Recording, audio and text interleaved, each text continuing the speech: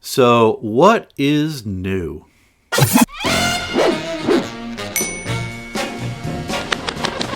Hey there, it's Teddy coming to you from down in my record room with another vinyl wingding.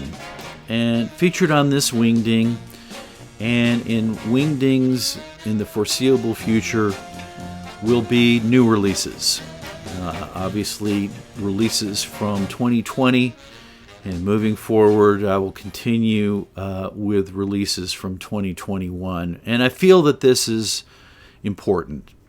And it's important because I am seeking to get my money and my microscopic effort to help living artists, living musicians, and labels who are trying to get by during this pandemic. Now, hopefully, next year at some point, musicians will be able in some way and some level to return to gigging and reopening that revenue stream. But for now, recordings are what we have. And I just feel compelled to help and do what I can, as I said, as microscopic as that is. To be brutally honest, I'm even, slightly reluctant about making this video with, all the people who are sick, all of the people who have died, who have lost their jobs, who are being evicted, who are waiting in lines for food. For me, personally, it just feels a little tone deaf, perhaps, to be, flashing possessions and crowing about them. It just doesn't exactly feel comfortable for me. Obviously, you can do whatever you choose to do and how you choose to do it, and I don't say this to offend anyone. It's just the way I have to deal with it. So I am excited about the records I'm going to be showing you, and I hope that some of you, these will resonate with you, maybe to the point of purchasing as well and helping out in that way. As I stated in my previous video, I will have a link down below to full examples of the albums that I'll be showing and talking about. And it is my way of doing a little end around on YouTube and just avoiding their algorithms and avoiding the hassles. So, again, I am excited about what I'm going to show. I really am. There's some really great, interesting stuff here. So let's get to it. So how do you feel about being manipulated? Well, Arnold Dryblatt is a rather keen manipulator. And this is his album called Star Trap. And it's on the Australian Black Truffle label. And by manipulator, I mean that Arnold Dryblatt is a media artist and composer whose natural inclination is to not walk a straight path, but instead to conceptually twist things around and offer subverted viewpoints. And this all began in the late 1970s, early 1980s, where Dryblatt took a double bass and strung it with unwound piano wire. So this became an incredibly high tension affair that could not be played normally, but instead played with a bow, both by striking the strings and arco. And the end result is really interesting harmonic overtones and layers. And this kind of came on the heels of the initial wave of New York minimalism. But to give you more context, Dryblatt musically studied with the likes of Pauline Oliveros and Lamont Young, along with media artists and video art pioneers Woody and Stena Vasulka. So subverted ideas are in his DNA and from his studies, and they come through loud and clear. But over time, Dryblatt included more instruments and created what he calls the Orchestra of Excited Strings. And the additional instruments are also being manipulated and processed. And, if you think of, Philip Glass or Steve Reich, and just how intricate and precise their music and compositions are, Dryblatt's are more loose-jointed and almost rickety in the way they handle rhythm and these overlapping harmonies. It's very organic sounding, DIY almost, although this is being manipulated. I don't sense per se the manipulation, so doing a very good job in how that's being presented. And this is very enjoyable stuff. It is not nearly as challenging as you might think. This recording is comprised of a number of recordings from the 1990s that Dryblatt did. Apparently has a pretty extensive archive of recordings, so these are various iterations of the Orchestra of Excited Strings, and I got to tell you, I have become one excited listener. I hope that you will too. Arnold Dryblatt, Star Trap, on the Australian Black Truffle label. Exciting stuff. Well, you know how they say variety is the spice of life? Well, the question is, can that successfully be applied to a jazz album from 2020? Well, this is called The Shadows and the Light, and it's by the Chicago drummer and composer Quinn Kirchner. It's a double album on the Astral Spirits label out of Austin, Texas, and maybe it should be called The Big Reflection. It's a beautiful, beautiful piece. I'm going to set it down so it's not quite as distracting. But Quinn Kirchner has created an album of such variety, from ensemble size to instrument combination to a stunning mix of compositional and historical approaches and influences. It is just tight and cohesive and easily one of the best albums of the year. Now, sometimes variety can be untethered and unwieldy, resulting in just a big, steaming pile of mistakes, but not here. Quinn Kirchner has transparently and seamlessly combined different vintage jazz touch points, from hard and post-bop to free and Afro-Cuban jazz, just for starters.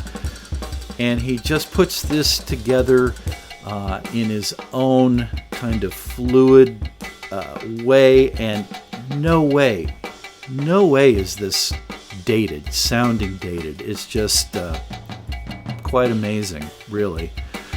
He talks about honoring some of the greats, like Elvin Jones and Phil Coran, Carla Bley, Sun Ra, and Charles Mingus. And I gotta say, for a double album, this flows so amazingly.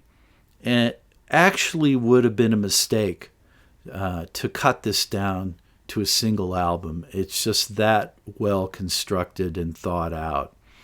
And speaking of double albums, as I said,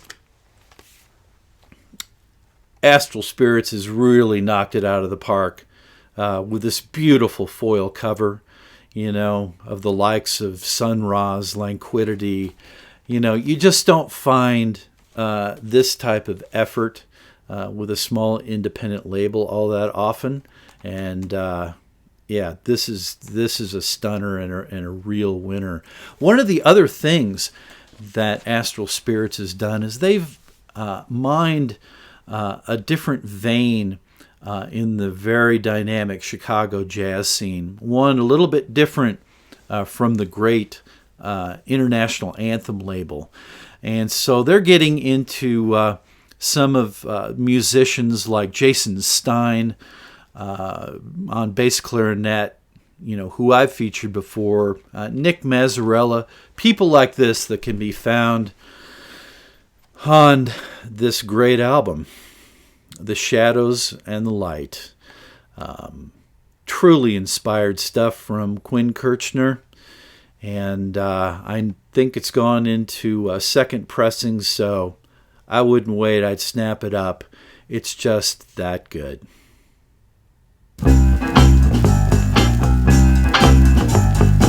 So what's old is new again in Zanzibar.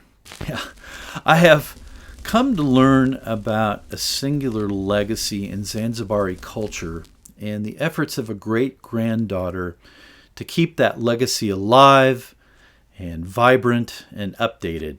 And her name is Siti Muharram. This album is called Romance Revolution. It's on the UK label On the Corner Records. Now, if you're not familiar with Zanzibar, it's an island off the east coast of Africa in the Indian Ocean, and it has its own musical tradition called Tarab, which is an amalgamation of East African, South Asian, and Arabian sounds. And from time to time I've professed my love for Indian classical music, and it's because of that I was initially attracted to this album, initially by this absolutely stunning cover. For me, it's album cover of the year. It's just so beautiful.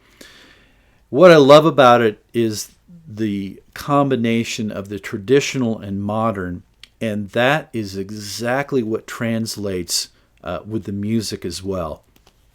Now, Siti Muharram, as I said, is the great-granddaughter of the pioneering mother of Tarab, called Siti Binti Saad. And she was actually Zanzibar's first recording artist. She recorded hundreds of tracks with an amazing array of themes that include abuse of women, of corruption, of class oppression, things like this. Why does that sound so familiar? I don't know. Anyway, this album is an amazing reawakening and reimagining of Tarab. Now, this is done through the use of some modern production techniques. There are some really deep grooves in here that allow the traditional elements, percussion and oud, and the scintillating, evocative voice of Siti Muharram to float on top. It's a wonderful, wonderful blend. And as I said, it's just wonderfully evocative stuff. I mean, if you enjoy the flavors that spices from other regions, other countries bring to your table, and the food that you might eat from time to time, I strongly suggest you try the flavors and spices that this will bring to your turntable. Wonderful stuff. Romance Revolution from Siti Muharram. It's a true Zanzibari delight.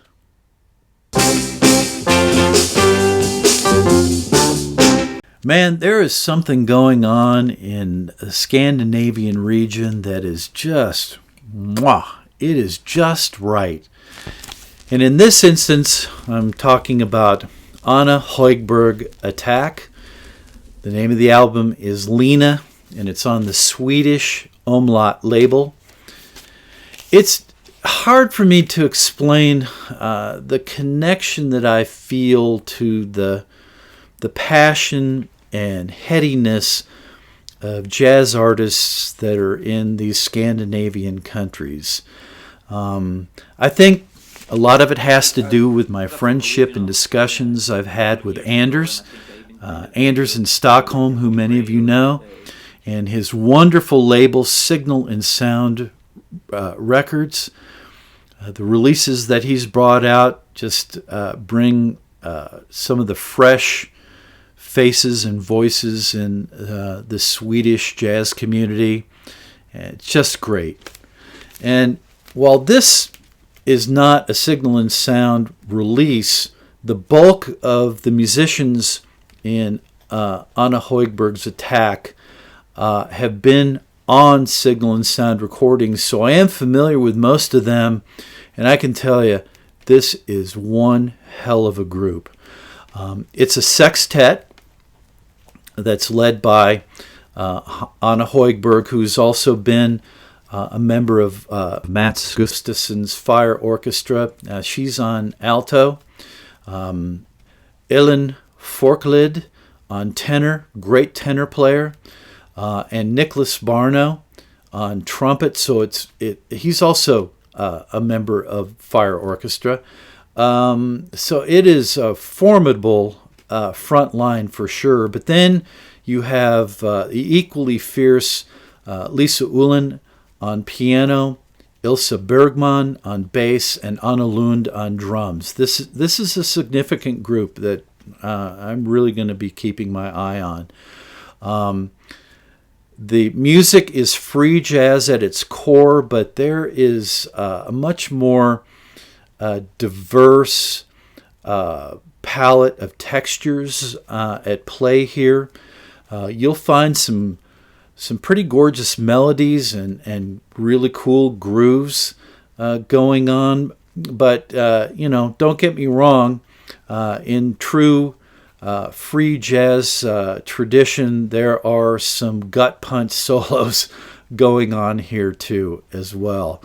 But more than that, it's just this deep commitment to the music that I find with these musicians from this region of the world. That is just so compelling and enticing. The collective thought is just amazing. I mean, the commitment is palpable. These people get it, and it's real. And in the free jazz sense, this album is the one that's really done it for me in 2020. It is really worth checking out if that is kind of your cup of tea. Anna Högberg Attack, Lena, on the Umlaut label. It's fierce and beautiful, rich and textured, all at the same time. Great stuff.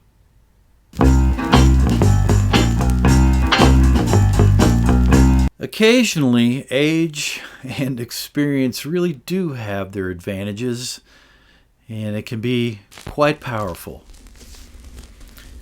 And Kahil El'Zabar's Spirit Groove, featuring David Murray, is indeed just that, quite powerful.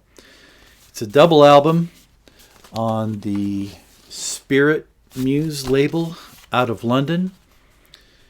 Of course, starring Kahil El'Zabar, Chicago percussionist, composer, and vocalist who came out of the legendary AACM mindset, and over the decades has perfected an incredibly simple and effective groove of trance-like rhythms and spiritually charged vocals. It's very powerful stuff.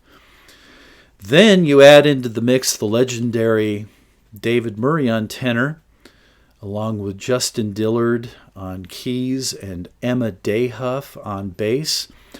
And I submit to you another entry into the album of the year.